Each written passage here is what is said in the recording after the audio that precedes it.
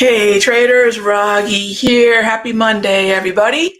Hope you all had a great weekend. It is time for some charts and coffee. Rocking the Viking mug today because that is the mode I am in. Full on pillage. I'm looking forward to the week as we wind down summer and head into the fall trading season. And as always, we're here to take your questions, take a look at what's going to be moving the market this week, and take a look also at the markets they're going to be on our radar. What does on our radar mean? On the radar. I get that question quite a bit. Rug, what does that mean? Does that mean you're in a trade, that you're setting up a trade? So on the radar, just imagine the radar and it's pinging and pinging. So I don't have a position. It's something better than on the watch list. I'm watching it, but now it's starting to get closer and closer to doing something, right? Now the proximity of the setup, how prices are behaving is now much more compelling and far more actionable. So lots of things on the radar in terms of proximity, and then quite a few things that are on the radar for hopefully some profit taken this morning. We saw some interesting action in bonds overnight. And take a look at the ZB. We were all over 165 overnight. Last night, 9 p.m., 9:30 p.m. And I'm thinking, oh, it'd be so great to see this 9:30 a.m. because then we'd be able to scale out of our long position in TLT that we've been in for quite a few sessions, looking for that resumption, that continuation to the upside. So yeah, I mean, we're all over that 165. We've been all over that 165 area. So my sector secrets folks and my futures folks, remember, that's T1. What does that mean? Why is the first target so important? Because that is where we pay ourselves and we move our stop to break even. All right, so good morning, good morning. Great to see everybody.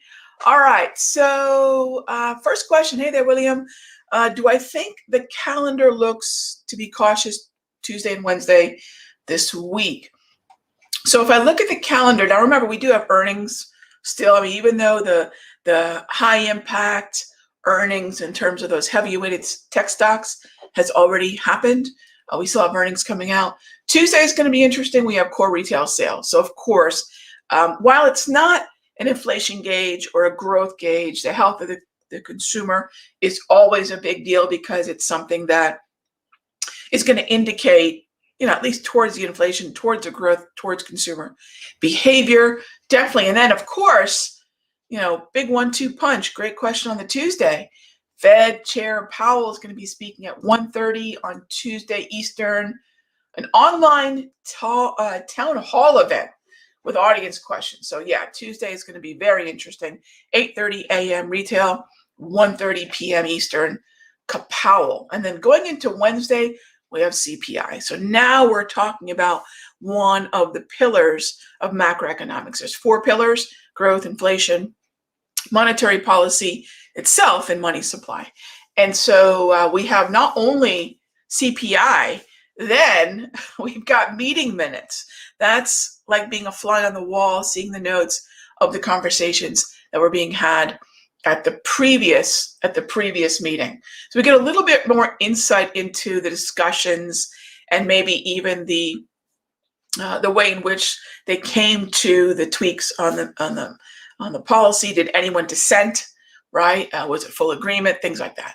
So that is Wednesday. So yes, and then the rest of the week, quite frankly, including today, is pretty quiet. But looking ahead to Tuesday, yeah, the market might be sort of bracing itself for, again, core retail, Powell. It's a great question. Thank you, William.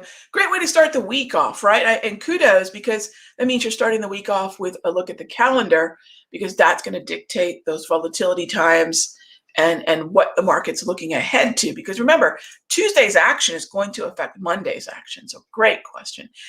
Hey there, Dave. Just signed up to Sector. Looking forward to it. Looking forward to seeing you there, Dave. So for those of you that are just joining Sector Secrets, maybe this is your first week or you joined towards the end of last week, every Wednesday, I'm in the chat room with you all on the mic, starting at 9:20, just immediately following Charts and Coffee here. for live on the mic, Q&A, live trading, looking at our watch list, catching up with the trades that we have open. But that being said, Monday through Friday, I'm logged into that room. That is a room that I have open all day, whether I'm just watching the discussion, looking at where the pressure points, the confusion points are at, or just chiming in on the general chat. So I am very engaged in that room all week long. So looking forward to seeing you there, Dave. Awesome. Oh, what else do we have here? Debbie, double green, DUK. You know, Debbie, I was just looking at DUK last night when I was doing my scans. Nice pullback. XLU has been, definitely kicking back up into gear. Last week's free video and also premium video, I discussed that let's talk about sector rotation versus participation. And again, this is all going to be dependent on the way that you look at the market. There's no one way to say this is the definition. I'm not a big slave to the dogma of trading. I'm only looking for signs, setups, ultimately trades. There's a big difference between analyzing the market and talking about what has happened. I mean, really, that's the greater of who cares. And or being more proactive and saying, so this is what's happened and this is what I want to do about it. This is where the next trade is at. Be careful going down the analysis rabbit hole. I don't really consider myself a fan or even an analyst at all, because I don't care to talk about what has happened unless what has happened is setting up something I can do. So let's talk about rotation versus participation and what that means for us. Rotation typically means, and I think right now, sector rotation is nauseatingly being overused. It's an absolute incorrect way to look at this market right now based on my definition. So that means usually rotation is a Ferris wheel analogy. Rotation is literally the rotation of a wheel. One part of the wheel is going to be making connection with the tarmac while the other's, up in the wheel well of the car. I like to look at it as a Ferris wheel. There's one part where people have the great view and there's folks that are sitting at the bottom of the wheel, and it's always rotating. So if you think about sector rotation, something has to sell off and that flow benefits another market. I don't believe that's what we're seeing right now. Take a look at the broader sectors, take a look at the indices, a lot of flat stuff, but I don't see things rolling over while something is rolling up. That's usually sector rotation. The reason it's so important to notice that give and take is because if you're not getting rotation, what you're getting is participation. In other words, the market participants are looking around and saying, okay, I bought as much, NAS as I want to buy. I bought as much S&P as I want to buy, or I bought as much healthcare as I want to buy. What else can I go buy? I'm not going to ditch healthcare, but I can put money to work. Do you see the difference? There's money on the sidelines, gang. So if people are thinking, well, I don't want to buy these things that have been on a tear, but what's been lagging a little bit, let's go jump into that. A little bit of bargain hunting. That's a different thing than rotation. So be very careful pursuing this rotation narrative or listening to folks who are talking about a rotation narrative, because we're not seeing rotation. We're not seeing the top of the Ferris wheel, bottom of the Ferris wheel analogy. We're seeing actually money on the sidelines, and we're seeing more uptrends engaging, joining existing uptrends. So that means more guests are being invited to the party. Very different psychology. So I love the XLU. It's one of those corners of the market that when you consider utilities, staples moving higher in this market, a lot of times that could indicate rotation, right? Because that's largely considered defensives. But if I'm not seeing tech rolling over and S&P rolling over, a lot of high beta, high momentum names rolling over, this is participation. So always ask yourself, participation versus rotation. They are not the same thing. And great eye. Do I like DUK? I do, but I do also want to focus on some of the other names, because here's what's very tricky, Debbie. If you play an individual stock that's out of sync on the pullback as opposed to the tide, as opposed to a larger sector, if XLU pulls back, DUK is going to get crushed. So be careful with out of sync moves, but I'm with you. I do like the way that looks, and I do want to dive a little bit deeper into XLU. Why XLU? DUK is heavily weighted into XLU. So terrific question, and it opens up a huge discussion that must be had: participation versus rotation. Okay. All right. So moving on. Good morning. Good morning. Great to see everybody. All right. So we have Amazon. Hey there, Benny. AMZN. Sure. So here's what's tricky about Amazon and why I would say maybe look at some relative outperformers within the NASDAQ, within the S&P, and within XLY, the consumer discretionary ETF. This has been a laggard. It's been kind of a mess for a while. Is it in a zone that finally makes sense around 3,300? Yes. The reason I say yes is because we are now trading between the 200 exponential, and I use a prop propulsion tool for that. That's the white line, by the way. And we're sandwiched between that and the first of the year anchored volume weighted average price, the VWAP. In this area, doesn't mean we're going to launch out of it. It's not going to get catapulted out of here, but you really want to see some support build. I'd love to see some volume ledges develop in this area.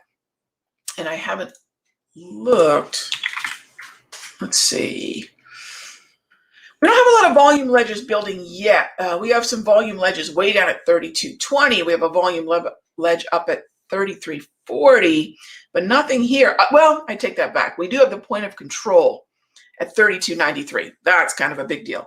We do have the point of control sitting just below 3,300. So that's going to be pretty beneficial to traders trying to build a long position as Amazon just tries to find some stable footing.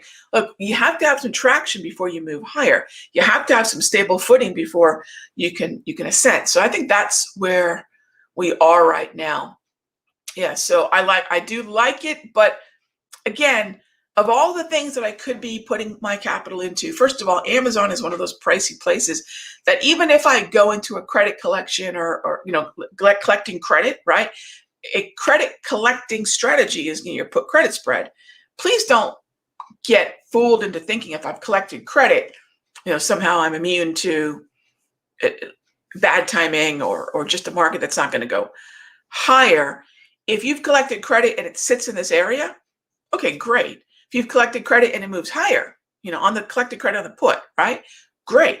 But if it moves lower, and I'm not saying it will, but it's not moving higher, right? We don't have a path of least resistance clearly to the upside. We really just have a zone of support.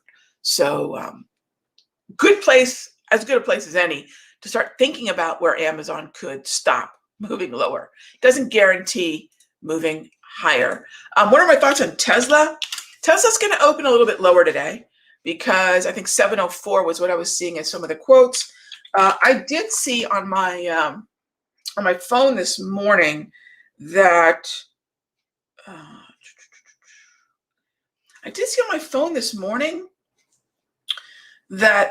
they're opening up some kind of investigation. What the heck is it? So on Bloomberg regarding the autopilot crashes and emergency vehicles, something like that. It's not good news. I don't think it's going to send Tesla tumbling, but for those of you that have been waiting for a dip to buy because Tesla is a fresh double green, this is actually looking pretty good. This might be the pitch that you have been waiting for a pullback to buy into. So I think that's, we've got this news, which is going to be tricky to navigate through because ultimately what we have is a market that's very freshly turned into an uptrend.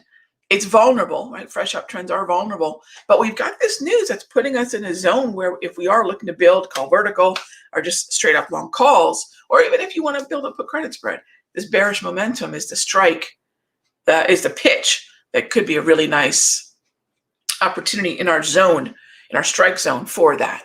Okay, natural gas. Hey, Donald. Yeah, I've had natural gas open now, and yeah, natty gas can be a wild one, which is why we've been playing UNG. I have no interest in natty gas today, Donald. If you check out, I think we talked about this in a free video, But we're already long UNG based on the pullback in natty gas from last week. Thursday and then Friday gave us our opportunity to get long. So now that natty gas is moving higher this morning, we're going to see UNG up on the open. Now that natty gas is moving higher, this is just follow through. This is not the pitch for me. The pitch for me has got to be moving lower as I'm buying those calls, or moving lower as I'm legging into a call vertical, or moving lower as I'm building a put credit spread. Today's where our patience and our tactics are hopefully going to play out, and we're finally seeing the rebound and the continuation to the upside. So I love what I'm seeing on natty gas futures. Should give us a nice open on UNG this morning, but not an opportunity to enter. That was last week. That was Thursday. That was Friday. Okay. Thank you for the question. Thank you for the question on natty gas. Let's see. What else do we have here? Steven says, hey, so Dave, our newest member to sector. Steven's one of our existing members, and I'll tell you, you're going to find a fantastic community there. Evidence, very cool, Steven, very cool. All right, representing the sector, I love it. So what do we have next? Where do I get my volume profile indicator? AJ, I like to use the one built into TradingView. TradingView.com. I love their charts, been using them for many, many years. And there's a couple free versions. I like the visible range volume profile, but there's a number of free ones on the platform. Any of those will do, okay? Let's see. When would I not buy a pullback? Line Watcher. So pullbacks, the use of the word pullback for me means that there's already a trend. It may not always be a double green, but it does mean that the directional bias is up, preferably in the structure of a nice trend. So the word pullback is specifically going to be used in the context of bullish directional bias or bearish directional bias. Oh, I should say bounce in a downtrend, a pullback in an uptrend. So when would I not? Again, presuming that the requisite is there, that it's a directional bias clarity that you have. When would I not? Inside 2 weeks to earnings, I will be very cautious. If there is a major event on the economic calendar, I may wait for that event to come and go, because remember, if I buy a pullback in front of a major event, then that means I've got to sit through the volatility of that event. So pullback or not, remember this, FOMC, we have 2 FOMC events, Powell and then the meeting minutes. Look, those events don't care one bit where my secret squiggle is sitting, right? That's where technical analysis and charting will take a little bit of a back seat, while the volatility and the psychology of that event is going to be the primary driver. So I think that those types of events are probably the biggest reason where I would say, hey, I like the structure, I'd love a pullback, but let's get the timing right so it dovetails with the volatility and the pullback at the same time. So I have a little bit better confirmation of exhaustion. And that's probably the most common way that I would not say I'm not going to buy the pullback, but I would like that pullback to accompany the event so that I can take full advantage of the volatility. All right. So let's see. What do I feel about VIX direction? Yeah, I really haven't put that much thought into the VIX, other than, for those of you that are wondering, is there a potential buy in the VIX? Yeah, I mean, there's a potential buy in the VIX now. So if you're one of those traders who loves to scale into the VIX at the bottom of a range during low volatility, now is the time to do it. Now's where that opportunity is probably forming. Obviously, any reason that sends the VIX higher is not going to be one we see. But I'll tell you what, yeah, this is a really good zone. Take a look. We've got the Darvis, we've got a yellow JT multi, number of support zones. Yeah, I like this a lot.